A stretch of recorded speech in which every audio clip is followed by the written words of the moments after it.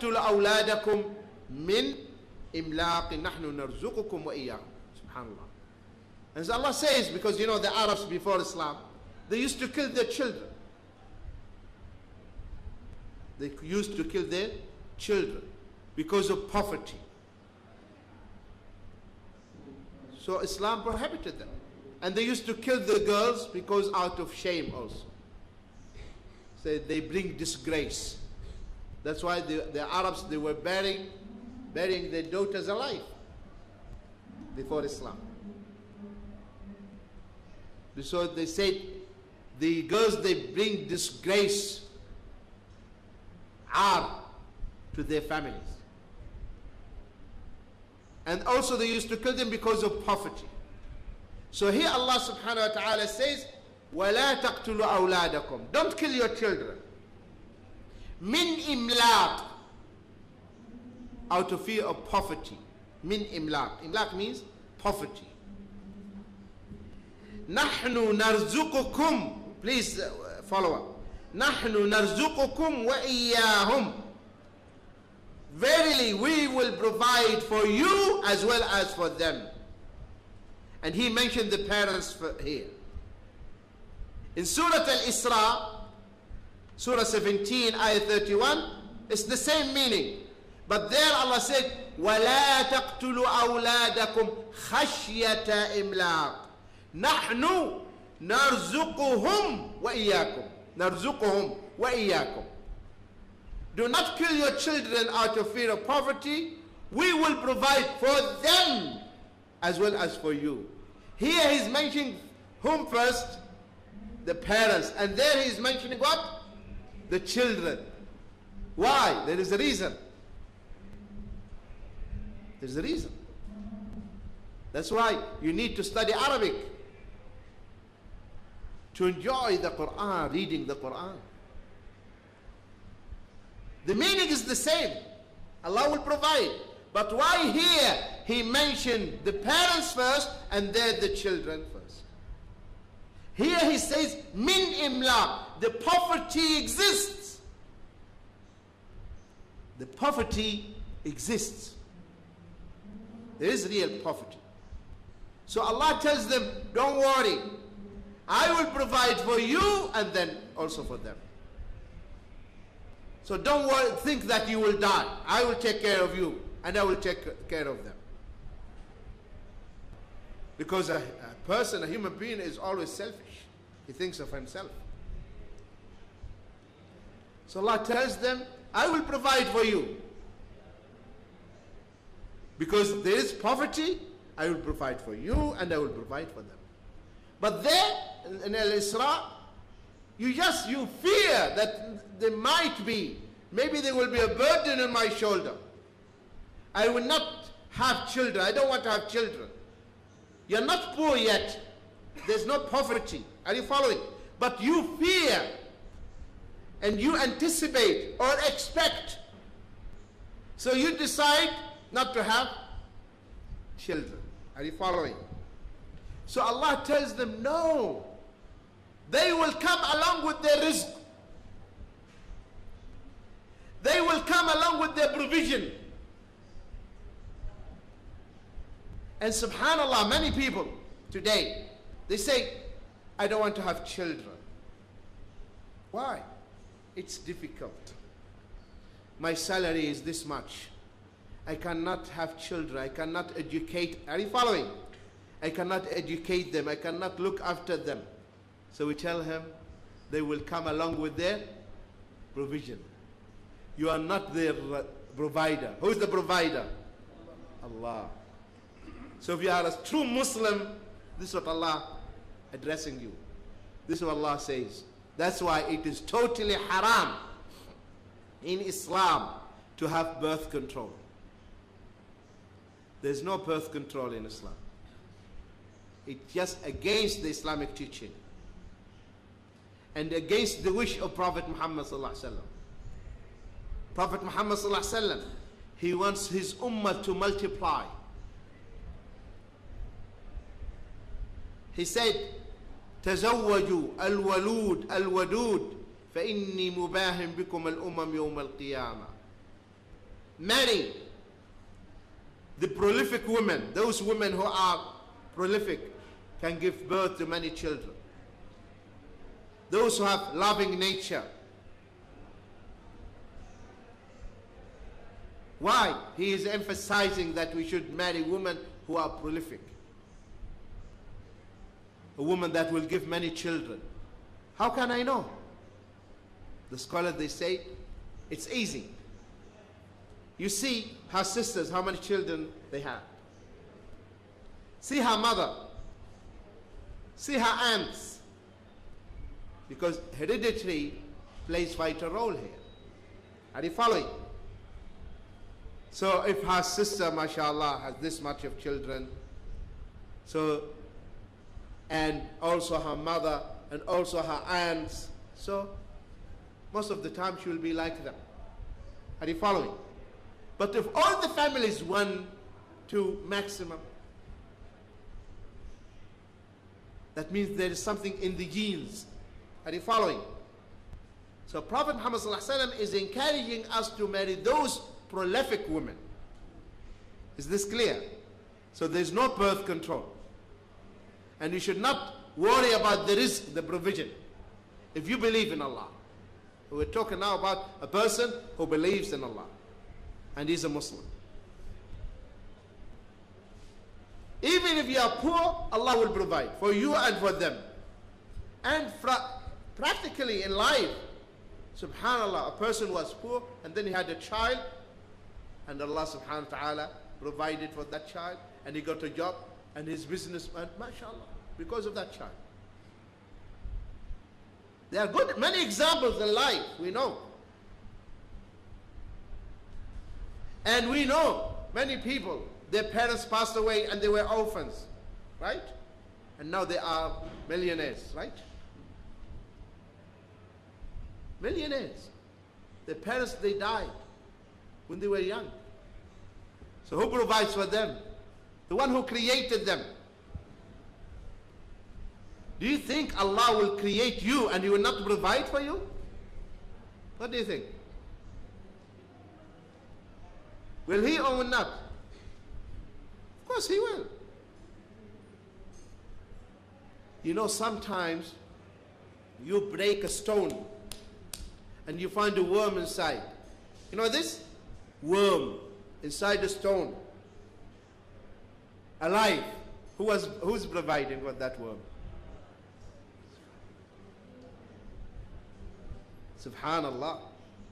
The one who was providing for that worm will ignore you. So the issue of risk has to be wiped away from your mind. That's why we cannot accommodate the issue of birth control in Islam.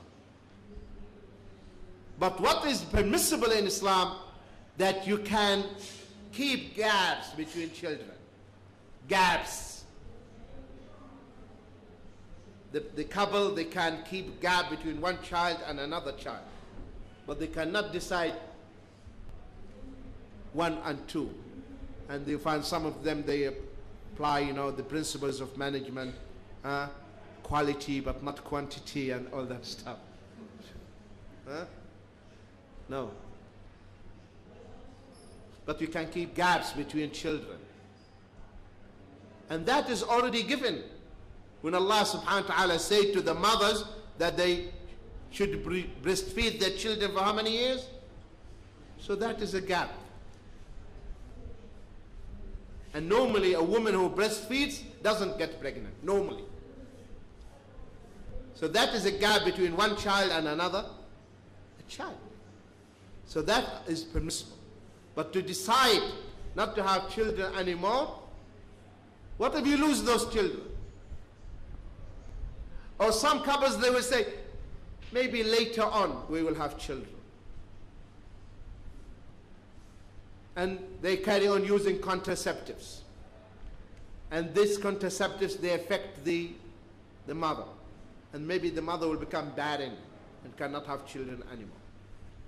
And then they will regret. So Allah subhanahu wa ta'ala says,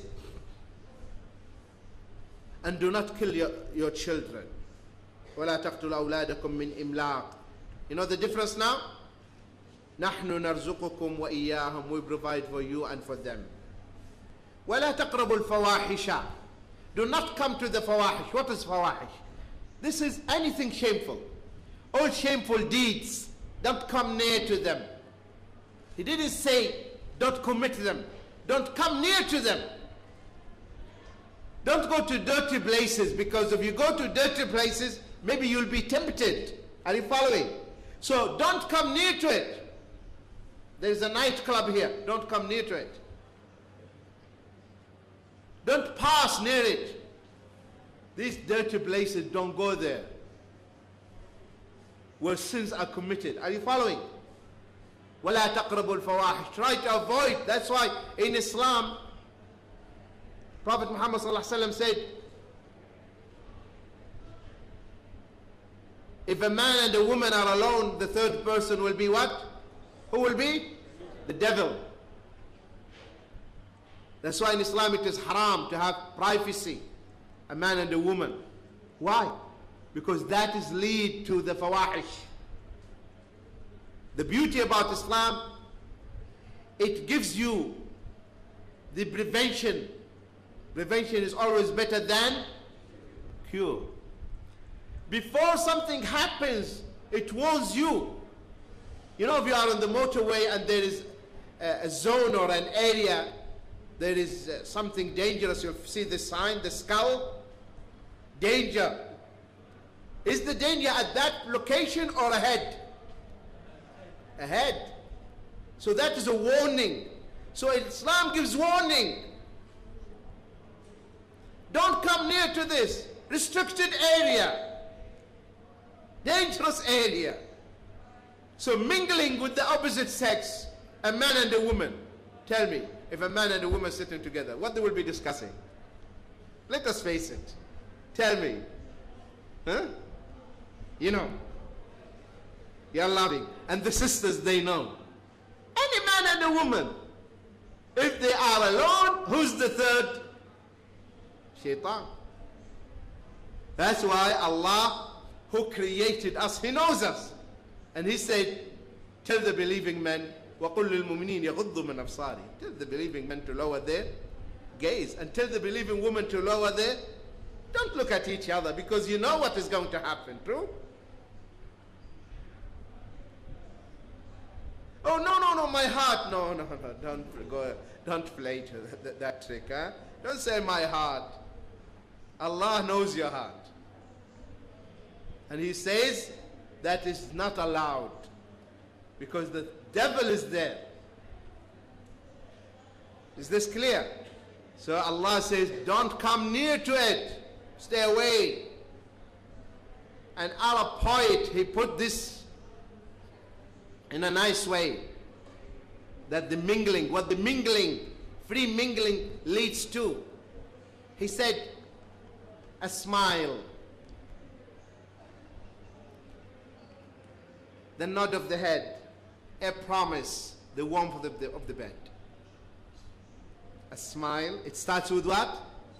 A smile. You smiled and he smiled. Then the nod of the head. Then a promise, dating. And then the warmth of the bed, ultimately. Islam, which is a way of life, and the Creator, He knows our weakness, true or not? And the Prophet Muhammad said, the biggest fitna, the biggest trial and affliction for the women, Muslim men are women.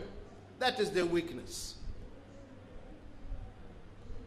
So that's why there is no khalwa or privacy between a man and who is not a mahram. Is this clear? So Allah says, وَلَا تَقْرَبُوا الْفَوَاحِشَ. And my dear sisters, Allah subhanahu wa ta'ala, who created us, and He knows our nature. When He says to the woman, you wear the hijab, that is a protection for you from the lustful looks of men. And when He says that a woman should not travel without a mahram, That is also protection for whom? For the woman. Because the man, if he sees a woman alone, you know his nature. And we know that, and we've seen it all the time. When we are traveling, the moment you see a woman is alone, and a man sits next to her, hi, hi. Why hi? What do you want? Why don't you mind your business? But because she is alone. And if she's having her little child, oh cutie, oh good boy. See? You want to soften up the mother. You know what I mean? See the beauty of Islam. The Creator, he said, don't come to that area. It's better for you. Allah says that when you talk to the woman, talk to them from behind what? Curtain. Min warai hijab. Why? That is better for your hearts and their hearts. And he said this regarding whom? Hello? The mothers of the believers, the wives of the Prophet, the most chaste woman. She is my mother. And yet Allah says, talk to her from behind her. Let alone any other woman. If my mother, the wife of the Prophet ﷺ, I need to talk to her from behind what? A curtain. Those who have the pure hearts, how about the rest? Are you following? Is this clear? Are you following, brothers? If he tells you, you talk to Aisha from behind the curtain, who has a pure heart, your mother and the mother of the mu'mineen. How about the others who have sick hearts? You talk to them like that, and you mingle with them? Subhanallah. So we have to understand our deen. وَلَا تَقْرَبُوا الْفَوَاحِشَ. So Allah is saying, don't come to the fawahish, the shameful deeds. And whatever, that's why in Islam, whatever leads to the haram is haram. Whatever leads to the haram is what? Haram. The ruling to the means, the ruling that is applied to the goal is applied to the means. What does it mean? I'll explain this. Zina. Zina is haram. So the means that leads to the zina is what? Haram. Are you following? Zina, adultery, fornication is haram. So anything that leads to that is what? Haram. Free mixing leads to it or not? Being alone leads to it or not? So whatever leads to the haram is haram. And whatever leads to the fard is fard. Are you following? Whatever the means that will lead to the obligation is also an obligatory. Because always the ruling, the hukum, the ruling will be applied to the means as well to the goal. For instance, covering one's awra in the salah, right, is what? Fard or sunnah? It's fard to cover your awra, you cover your nakedness. True or not? You have to cover when you want to make salah. Now, the piece of cloth is it. So the salah is the goal. True? The objective. But I need to cover my awra, my nakedness. And what is the means for covering my awra is the cloth. True? So now, buying a piece of cloth to cover my awra becomes what? Fard. You understand? Because the goal is obligatory, is fard, so the means becomes fard itself. Protecting the Quran is what? Fard. The means to protect it is It's fard. So writing the Quran in a book form is not bid'ah. Because people, they say, the Quran was not in a book form like this, so it is bid'ah. I say, no. Because this is your problem, you don't know the deen. Because the deen, the means that leads to the fard, to the wajib, is wajib itself. Is this clear to you? So if you hear someone using that argument, say, no, sorry. You are mistaking here. And I'm sure you must have heard, you heard this before.